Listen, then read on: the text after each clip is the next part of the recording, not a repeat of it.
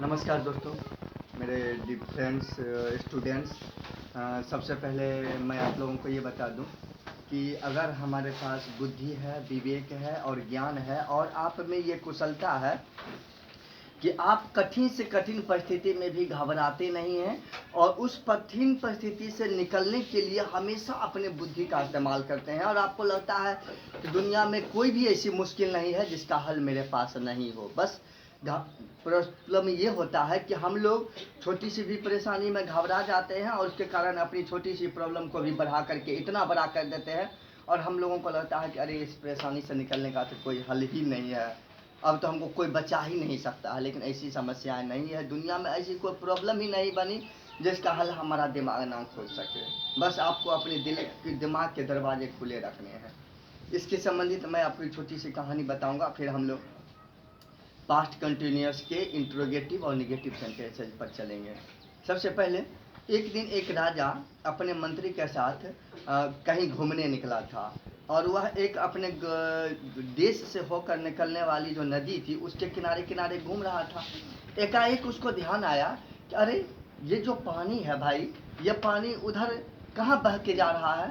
तो वो मंत्री उसका कहता है कि हुजूर, अपने बगल का जो देश है, राज्य है, उसमें बह के जा रहा है। कहता अरे क्यों तुम अपना पानी दूसरे राज्य को बहाने के लिए जाने दे रहा है, इसको बंद करो, आज के आज इस पानी को बंद करो, हम दूसरे राज्य को जाने नहीं देंगे, पानी एक बूंद भी पानी नहीं जाने देंगे। अब मंत्री भी परेशान हो गया, या हुजूर ये कैसे बंद होगा। कहता है जी इस नदी के इस पार से लेकर के उस पार तक, जहाँ तक अपनी सीमा है, उसके सामने सामने एक बहुत ऊंची दीवार खड़ी कर दो, इतना ऊंचा दीवार खड़ा कर दो कि अपने राज्य का एक बूंद पानी, इस नदी का पानी दूसरे राज्य में नहीं जाए। कहा ठीक है। अब राजा की आज्ञा था, मंत्री कैसे मना करता।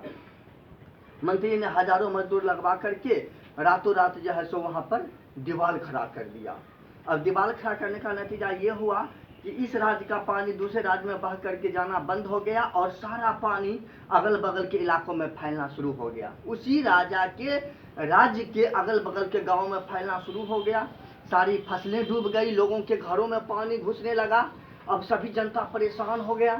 सभी दौड़ करके मंत्री के पास गया कि देखिए क्या आप लोग क्या ये काम कर दिए, जो पानी बहना बंद हो गया है, अब हम लोग के घरों में पानी घुस गया है, अगल बगल के इलाकों में पानी घुस गया है, फसलें डूब गई है। अब राजा मंत्री भी परेशान कि क्या करें अब हम। अब राजा जी को कैसे समझाए कि ये दीवार आप क्यों खड़ा करवा दिया, राजा जी को तो गुस्से उठ जाएगा। तो वो एक उपाय निकाला, कहा कि ठीक है, तुम लोग क्या करना कि आधी रात के समय में अपने मुर्गों को या खुद ही मुर्गों की आवाज में बांग दे देना। जैसे मुर्गे बांग देते हैं सुबह होने पर, उसी तरह से तुम लोग आधी रात को ही बांग देना शुरू कर देना अपने राजमहल के आसपास, राजा के राजमहल के आसपास। लोगों ने कहा ठीक है। बस आधी रात के समय में सभी लोग मिलकर के मुर्गे की आवाज में बोलने लगे, बांग देने लगे। अब राजा का नींद टूटा, मंत्री को बुलाया, अरे मंत्री, मुर्गा बांग दे दिया है तो अभी तक सुबह क्यों नहीं हुआ,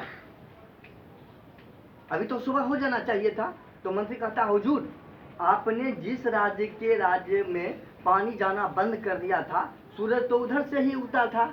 अब उधर के राजा ने क्या किया कि सूरज को रोक करके रख लिया है, सूरज का रोशनी उधर से रोक लिया है। अब आपके राज्य में सूरज का रोशनी नहीं आने देगा। काहे ऐसा बात है, जल्दी से दीवार तोड़ दो, जल्दी दीवार तोड़ो, रोशनी तो आना जरूरी है भाई, रोशनी नहीं आएगा सूरज का तो सब काम ही बेकार हो जाएगा। मंत्री यही तो चाहता था।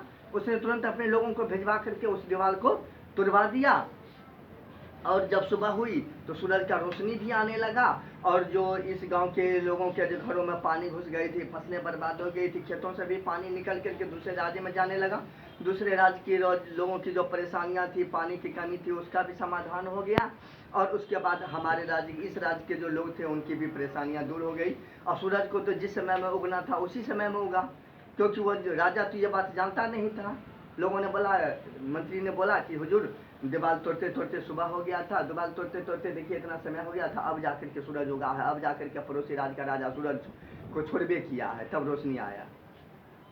तो एक मंत्री के सूझबूझ से कैसे लोगों की परेशानियां दूर हुई, ये हम लोग इस कहानी से सीखते हैं। इसी तरह से बहुत सारी परेशानियां आपके जीवन में ऐसी आएगी जब आपको लगेगा कि अरे इस परेशानी से निकलने का कोई हल नहीं है, लेकिन जब आप तुरंत अपने दृष्टिकोण को बदलेंगे, सोचेंगे अरे कोई न कोई तो उपाय होगा इस परेशानी से निकलने का।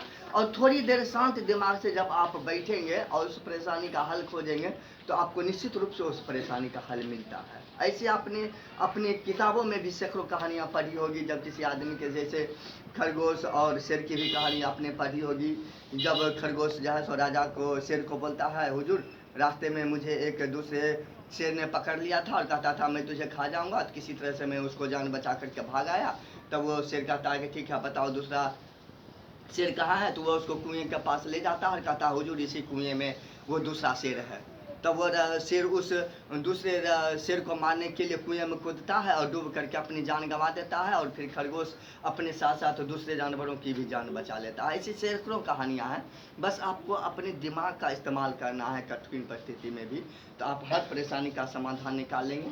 अब जैसा कि मैंने बताया था कि आज हम लोग पास्ट कंटिन्यूअस के इंट्रोगेटिव और निगेटिव सेंटेंसेस पर चलेंगे। इसके मैं कुछ एग्जांपल्स पहले आपको बताता हूँ कि क्या मैं पढ़ रहा था, क्या मैं पढ़ रहा था, तुम क्यों नहीं दौड़ रहे थे, तुम क्यों नहीं दौड़ रहे थे,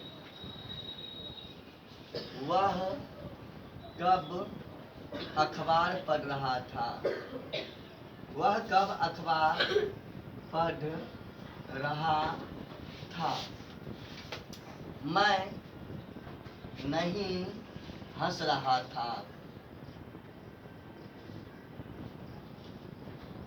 आप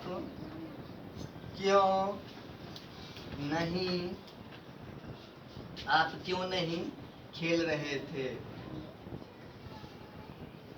आप क्यों नहीं खेल रहे थे। तो ये तीनों जो सेंटेंसेज हैं, ये हमारे तीनों जो सेंटेंसेज हैं, इनको WH क्वेश्चन टाइप सेंटेंस कहते हैं।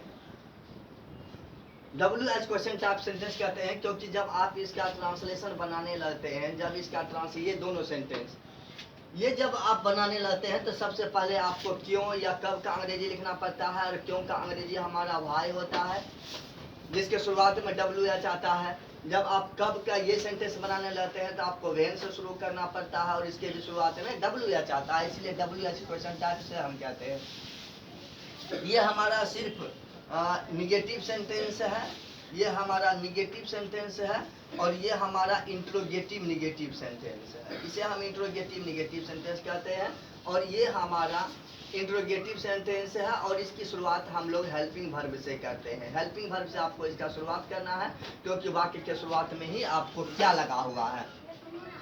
तो पास्ट कंटिन्यूअस टेंस में हमारे दो हेल्पिंग वर्ब होते हैं, वाज या वेयर।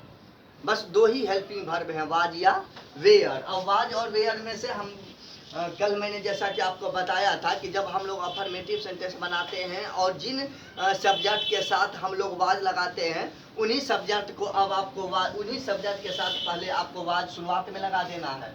जैसे क्या मैं पढ़ रहा था, तो was I reading, was I reading लिखते हैं। जब हम लोग कहते हैं तुम क्यों नहीं दौड़ रहे थे, तो इसका इंग्लिश होता है why were you not, why were you not running, why were you not running। वह कब अखबार पढ़ रहा था, when was he reading newspaper, why was he reading newspaper। मैं नहीं हंस रहा था, I was not laughing, I was not laughing। आप क्यों नहीं खेल रहे थे, why were you not playing। हम लोग इसी तरह से ट्रांसलेशन बनाते हैं।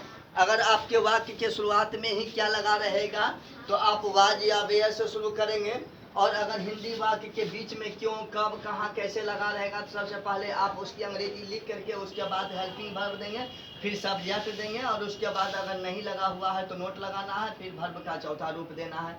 अगर आपके हिंदी वाक्य सिर्फ निगेटिव है तो उसके बाद सबसे पहले आप सब्जेक्ट देंगे, उसके बाद वाज या वेयर लगाना है, फिर नोट लगाना है, फिर वर्ब का चौथा रूप देना है। इसी तरह से और भी बहुत सारे सेंटेंसेज हम लोग बना सकते हैं उसमें।